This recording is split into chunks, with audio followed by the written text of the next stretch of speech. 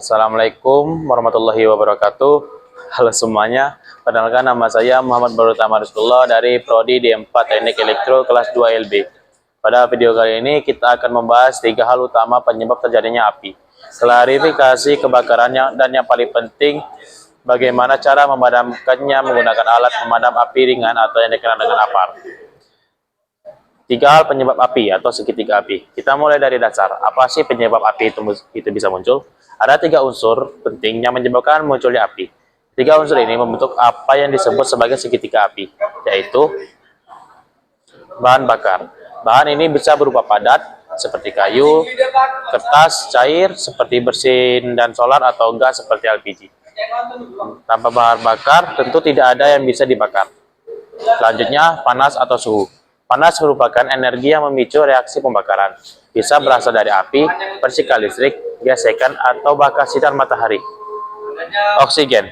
Udara di sekitar kita mengandung sekitar 21% oksigen, dan oksigen inilah yang membuat api terus menyala dan membesar. Jika salah satu dari 3 unsur ini dihilangkan, maka api tidak akan terbentuk atau bisa dipadamkan. Klarifikasi kebakaran. Sekarang mari kita pahami jenis-jenis kebakaran. Tidak semua api itu sama, dan tidak semua bisa dipadamkan dengan cara yang sama.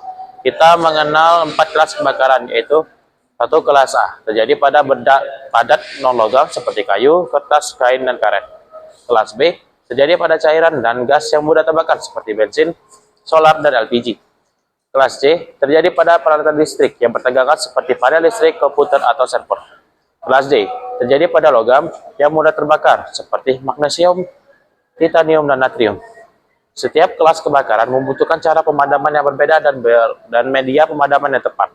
Mengenai APAR dan jenis-jenisnya, untuk menghadapi kebakaran sejak ini, kita menggunakan APAR atau alat pemadam api ringan.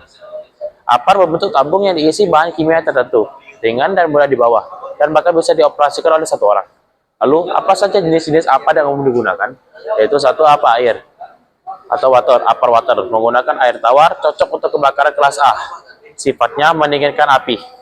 APAR busa atau foam, menghasilkan busa yang menutup permukaan bahan bakar. Cocok untuk kelas A dan B. Mendinginkan dan memutus kontak dengan oksigen. APAR serbuk kimia, dry chemical powder. Ada 3 jenis, regular, multipurpose, dan spesial.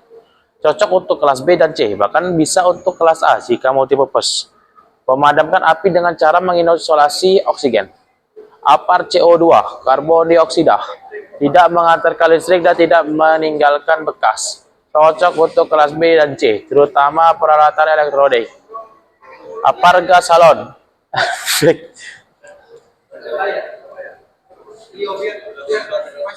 APAR gas salon, efektif tapi sudah dibatasi penggunaannya karena merusak ozon.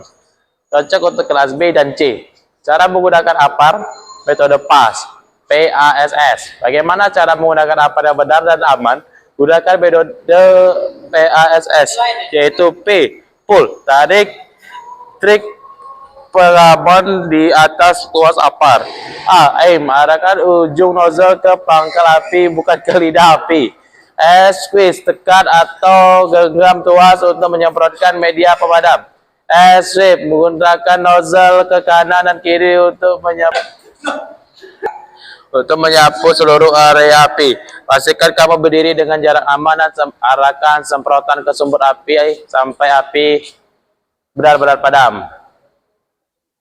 Sekarang kita tahu bahwa memahami penyebab api, mengenai klarifikasinya, dan mengetahui jenis api yang tepat adalah hal krusial dalam mencegah kebakaran, karena mencegah lebih baik daripada memadamkan. Jadilah peduli, karena keselamatan dimulai dari kita sendiri. Tetap waspada dan tetap aman. Assalamualaikum warahmatullahi wabarakatuh.